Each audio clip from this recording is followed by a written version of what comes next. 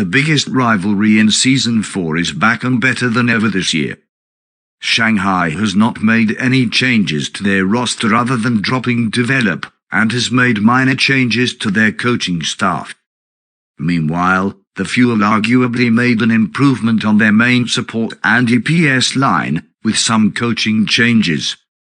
Will Dallas finally be able to get back on top?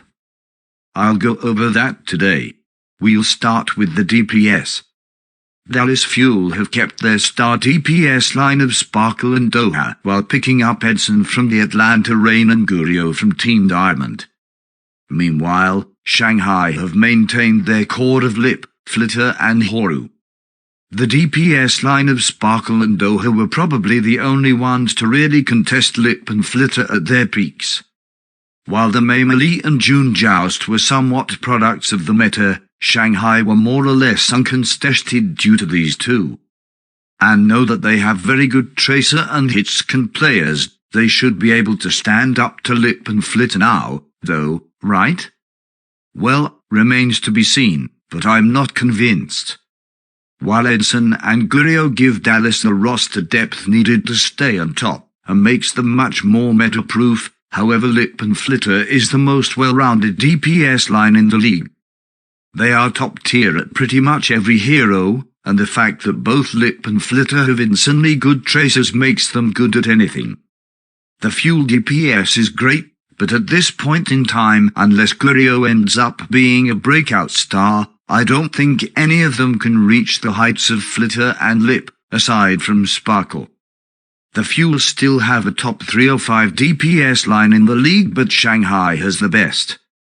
Shanghai takes this. Next, the tanks. Now, I've gone on record saying that Dallas has the best tank lane in the league, and I stand by that assertion. While Void and Hanbin are around the same, I would have to say that Hanbin can solo carry more, I guess. I think he achieves more with less support from his team. Meanwhile, Fearless and Fate is a hard one. Fearless has much higher peaks and is more mechanically gifted, I would say. However, Fate has shown to be flexible, playing every single hero at a high level. And I value flexibility to a great extent. I think with how flexible the rosters are at picking up new heroes will be a deciding factor in the overall success of the team. So, is Fate better than Fearless on account of being more flexible? Not necessarily. Fearless actually transformed on the Hammond in playoffs. He went from an above-average, but comparatively may ball in the Countdown Cup and Summer Showdown, to one of the better balls in the league, matching up with Gaga and even Fate. Fate is still more flexible, but Fearless can pick up on new heroes very quickly, so I'm putting my faith in him, and saying Dallas have the better tanks. Next, supports. This could be pretty close. Fielder and Izayaki are both elite, though I feel like Izayaki has Fielder soundly beat on pretty much every support hero between the two aside from Moira. Chio and Liajigon has potential though. Rush is an elite coach, probably my pick for best in the league at the moment, and so seeing what he can do once he gets his hands on young stars like Chio and Gurio will be exciting. Both could be the next Tons and Liajigon. Or, they could end up disappointing. Chio is a great player, probably the second best main support out of contenders, and is already in the upper brackets of league players. However, asking him to enter the league and immediately match Liajigon is absurd. And that's assuming Liajigon won't improve like he always does. Could Chio look to be that level by the end of the season? Sure. Is he that good now? I doubt it. I have to give this one to Shanghai. Finally, the coaching. This is the only area where Shanghai made serious changes. They lost Dongsu and Jfeel, replacing them with Pavan. Meanwhile, the Fuel dropped on and picked up Rascal. I'll be 100% honest, the coaching losses could hurt. Jfeel is one of the best coaches in Overwatch, taking the London Spitfire to their first championship, them joining the Dragons when they began getting good again in 2020 and 2021. Dongsu is another coach that has been with Shanghai since 2020.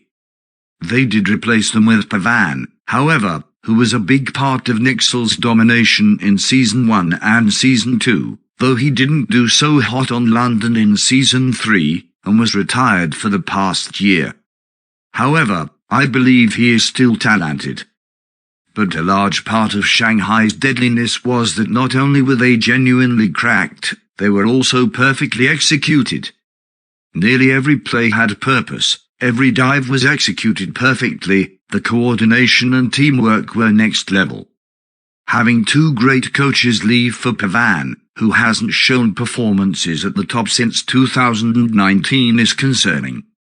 This is compared to Rush, who pulled off an extremely impressive season despite the limitations set on him, and picked up Rascal, who could help greatly with the adaptability needed for Overwatch 2.